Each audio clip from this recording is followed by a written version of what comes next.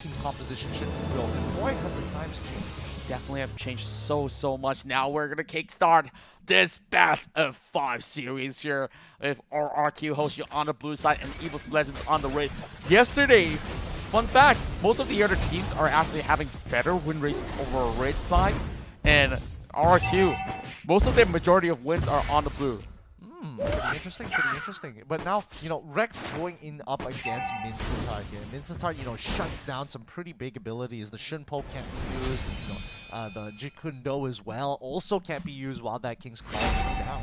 Yeah, I would say that these are some of all these vital spells to look out for in those team fights. And we're already seeing Vin dashing in and out, just trying to cause discrepancy towards the side of Luminaire, but look at how disciplined they are. They are actually gatekeeping members of RRQ Hoshi from coming anywhere close to the buff. And everyone's just actually playing this one slowly, both sides having enough room for respect, but here comes a little bit of tussle for the cam as Bajan is hoping to actually kill this one.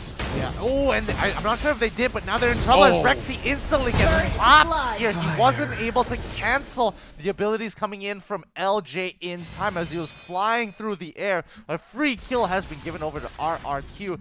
Unfortunately enough for EVOS, they're not going to be getting the first blood. Yeah, and I really like the setup coming from RRQ Hoshi. It's like they've already expected them to actually walk right into it. So they've already enclosed it every corner. So here's another little fun fact.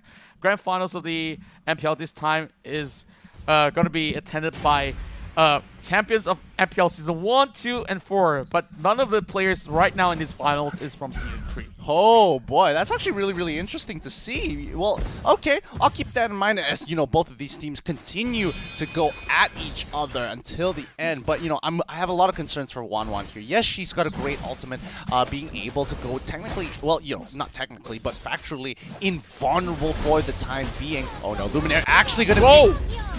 don't face check it as Finn secures the kill onto him, but John is there with the smart missiles to actually zone him out, gets the ejector backwards, ults him on top of it, but LJ knows what the target is and ensuring that Wanwan cannot get away. And here's the problem, Wanwan can't actually kite around, can't really kite into the Kufra because every time that bouncing ball comes through, and if he's on top of them, every time she auto-attacks, she'll end up wasting more time getting mini-stunned by the bouncing ball collision animation. Yeah, this is just nasty stuff coming in from RRQ. They knew exactly how to actually pull the trigger at the right moment, and the moment that one was actually trying to take that river crab, as we saw, like, they say, okay, we're just gonna wait till she drops it low and we can just easily punish her. And that face check, a little bit unnecessary, and that turtle instantly goes towards the enemy side. Yeah, and RRQ are positioning themselves very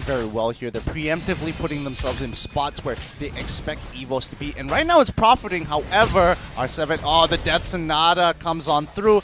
Luckily, Wanwan is able to secure, isn't able to secure, sorry, that's the red buff, but the blue buff was secured by the Death Sonata coming in from Sin.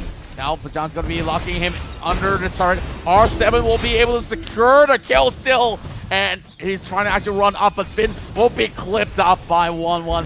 Then that definitely has to be the first kill for EVOS Legend. All right, at least to get some retribution here, LJ is right on top of Rexy. Rexy trying to chunk him out, but he doesn't do enough damage, especially against the likes of Kufra here. Safeguarding this bot lane, making sure that R7 has an escape path so they don't get dove under target. But R7, he wants to get into the middle of this fight here. Rekt had rotated across the map, actually. They sacrificed the top side of the map in trade for this bottom tier 1. Yeah, and I would say that that's definitely the Granger that they need to focus on, because RRQ, they're reaping the rewards, and here comes the way of the dragon there. They might be able to secure the kill, but one match actually dash all the way through, and here comes the rest of EVOS chasing on Road Lamb, and he will be able to actually get picked up. Yeah, and Sin actually broke all the way till the tier 2. Are they going to keep on going here? Looks like EVOS is still on the losing end of the scale.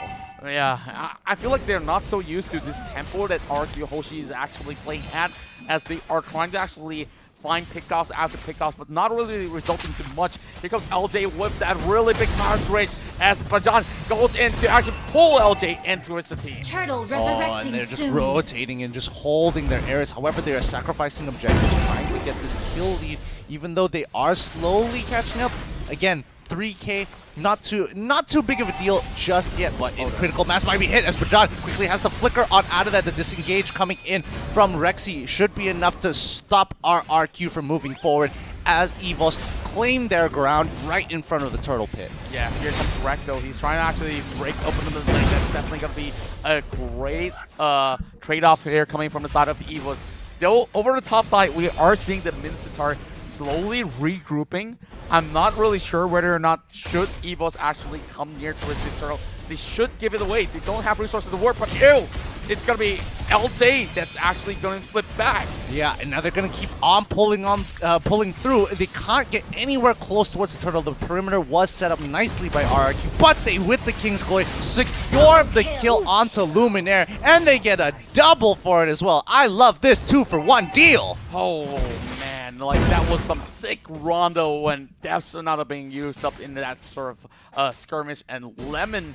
So far, he's definitely going to be tankier as it goes. Going to be a real big problem as we are looking at Sin trying to actually assassinate Rek, as he will have to actually immediately respond by flickering off the wall. Blade of Despair being bought there by Granger, and they got to live this in a hurry.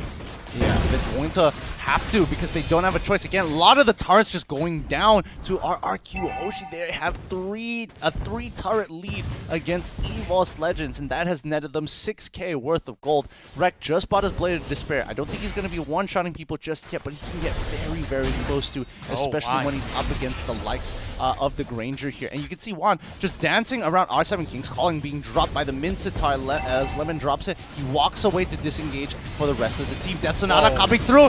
Luminaire still alive. Luckily, he separated himself, and Bajan was able to protect most of the damage of that last shot with the smart missile shield. Wow, I'm liking this RRQ Hoshi on how they are actually maneuvering. Once again, they took absolute control inside of the jungles, and it's definitely not safe for EVOS to actually roam around anymore. While on the top side, we have the Mincetar. He's just going to be taking his sweet time, just trying to actually pull some members of EVOS towards the top, and they're looking to engage mid lane. Yeah, they're just holding on to their last tier 2. They don't want to be forced back into their bases. And not to mention that this is an important tier 2, because now that their mid-tier 1 is gone, they can kind of guard the entrances to the jungle, but John is in a lot of trouble. He quickly flickers on out of there. That last hit from the Death Sonata quickly turned onto Rexy. Unfortunately, they won't pick up the kill. However, a very big battle spell coming out from their playmaker, Bajan. Yeah, and of course, this definitely pulled a lot of pressure off of the side of RRQ. They can easily just walk in and take that turtle, which, in fact, has already been attempted. And, well, since they're going to be able to actually secure that. And now here comes LJ. He's looking for that Tyrant's Rage. Not going to be landing, though. That's going to be Rek kicking him back to the team. This might just be it. But the rest of RRQ has to rush to the scene. EVOS now running for his life. Rek managed to escape. But how long can they take this on? As we will see. But John getting pulled right into it. The trap. It's a mega kill coming in for Sid. That was so huge for RRQ, and now EVOS on the back foot as RRQ are going to break into the 30K mark. Endless Battle as well as Rose Gold Meteor being purchased by Granger and Mincetar respectively.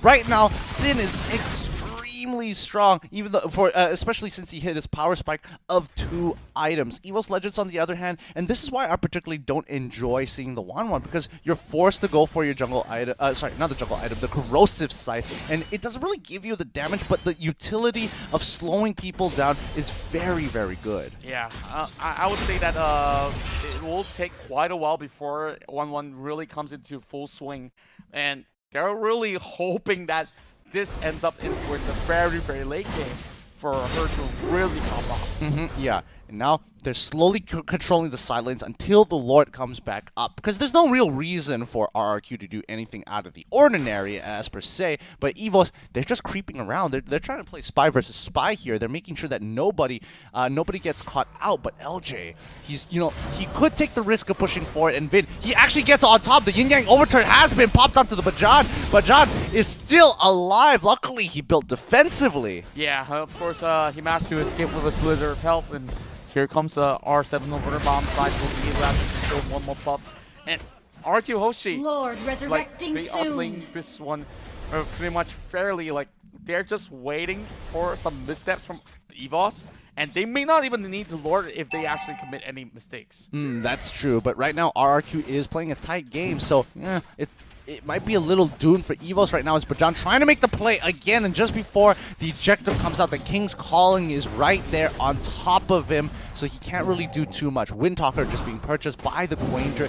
That's going to give him a decent amount of attack speed on top of adding a little bit more wave clear. Yeah, now we're looking at goal disparity 10k for the side of RRQ Hoshi, or just slightly less if I really have to calculate to the dot, while Vin hoping to actually catch one pick off right here. But Bajan's just going to be locking himself in. Oh, LJ he knows. He Yeah. knows, and Bajan walks away. And honestly, I don't think he should have. I don't think he should have walked away, considering that the rest of the enemy team from RRQ are on the bottom side of the map. But you can see Lloyd has been finished and already walking down towards EVO's Legends side. Well, I'm really liking how RRQ is playing this one, because like it's making life hard for Bajan to know who exactly to catch. It's very hard to get anywhere close to its Granger.